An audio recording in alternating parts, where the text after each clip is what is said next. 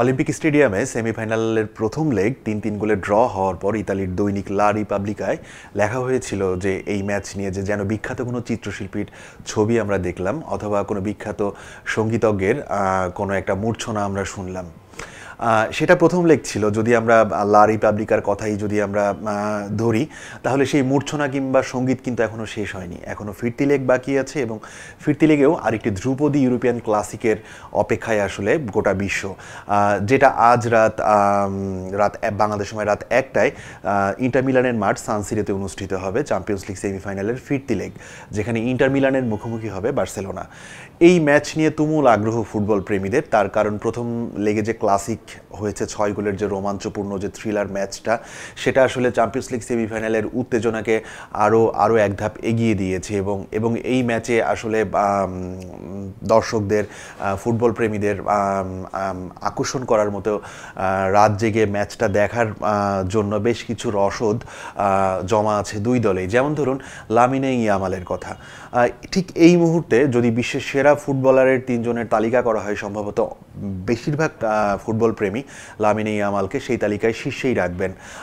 আমরা যদি প্রথম লিগে লামিনে ইয়ামালের পারফরমেন্সের দিকে তাকাই, অসাধারণ একটি গোল করেছেন, গোটা ম্যাচ দাপিয়ে খেলেছেন, রাইট ফ্ল্যাঙ্কে ইন্টারের রক্ষণকে অ্যাকচুয়ালি ছিঁড়ে ঘুরে ফেলেছিলেন।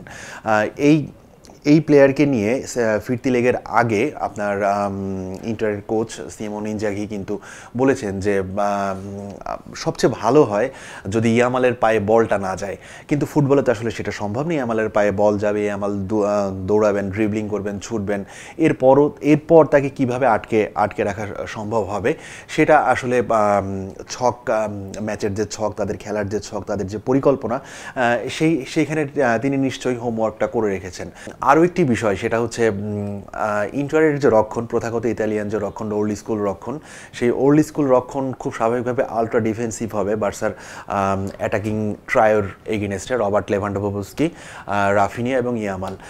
ঠিক এইখানটায় এসে আমরা সম্ভবত আরেকজন প্লেয়ারের কথা ভুলে যাচ্ছি, যে সম্ভবত বার্সেলোনায় জাভি হার্নান্দেজের দিনগুলোতে জাভি যেরকম অর্কেস্ট্রায় মূল ভূমিকা পালন করতেন, কন্ডাক্টরের পেছন থেকে খেলাটা পরিচালিত করতেন, ডিকটেট করতেন, সেরকম একজন প্লেয়ার কিন্তু বার্সায় আছে এবং যার নামটা আসলে ইয়ামালের তুলনায় খুব কমই উচ্চারিত হচ্ছে, পেদ্রি। এই যে আপনার পজিশনাল ইন্টারচেঞ্জ, এই পজিশনাল ইন্টারচেঞ্জের ফাঁদে কিন্তু বার্সা পড়তে পারে এবং ইন্টারের যে রক্ষণ, সেই রক্ষণ ভাগায় কিন্তু ওয়াইড হয়ে মাঠ বড় করার প্রবণতা অনেক বেশি দেখা যায়। আর এই ওয়াইড হয়ে মাঠ বড় করে খেলার ফলে যেটা হইতে পারে, লং পাসে কিন্তু বার্সা কিন্তু মার খেয়ে যেতে পারে। যে এই বিষয়টি নিয়ে ফ্লিক নিশ্চয়ই কাজ করেছেন এবং স্বাভাবিকভাবেই এটা সমাধানও হয়তো তিনি বের করেছেন। তবে ইন্টারের আক্রমণ ভাগে লাউতারো মার্তিনেজ কিছুদিন আগে চোটে পড়ায় তিনি খেলতে পারবেন কিনা সেটা নিয়ে একটা শঙ্কা তৈরি হয়েছিল। আমরা শেষ খবর যেটা পেয়েছি ইতালিয়ান সংবাদ মাধ্যমের কাছ থেকে, গতকালও তিনি অনুশীলন করেছেন। অনুশীলন করার পরে ইতালিয়ান সংবাদ মাধ্যমের খবর হচ্ছে যে তিনি আজকে বার্সেলোনার এগেইনস্টে শুরু থেকেই তাকে মাঠে দেখা যেতে পারে, যদিও এটা এখনও কেউ কনফার্ম করতে পারেনি। লাউতারো মার্তিনেজের পাশাপাশি মার্কাস থুরামকে আমরা নিয়মিত আক্রমণ ভাগে আমরা দেখব।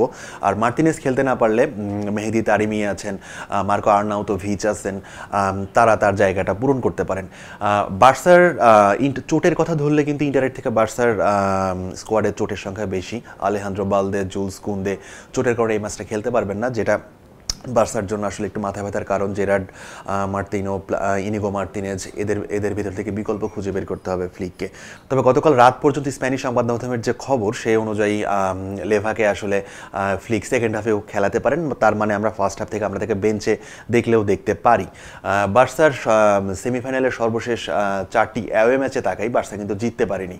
স্বাভাবিকভাবেই ফ্লিকের দলকে আসলে সান সিরো জয়ের কঠিন পরীক্ষাই দিতে হবে এবং ফ্লিকের দল আসলে কতটা যোগ্য সেটা আগের পরিসংখ্যানে আমরা বলে দিয়েছি যে এই মৌসুমে মাত্র একটি ম্যাচ হেরেছে বার্সা এবং লা লিগার যে শিরোপা দৌড়, সেই শিরোপা দৌড়ে কিন্তু দ্বিতীয় যে রিয়াল মাদ্রিদ, তাদের থেকে 4 পয়েন্ট ব্যবধানে বার্সা এগিয়ে আছে। সব মিলিয়ে আত্মবিশ্বাসের বার্সার আত্মবিশ্বাসের কমতি নেই, একইভাবে ইন্টার মিলানের আত্মবিশ্বাসের আসলে কমতি নেই।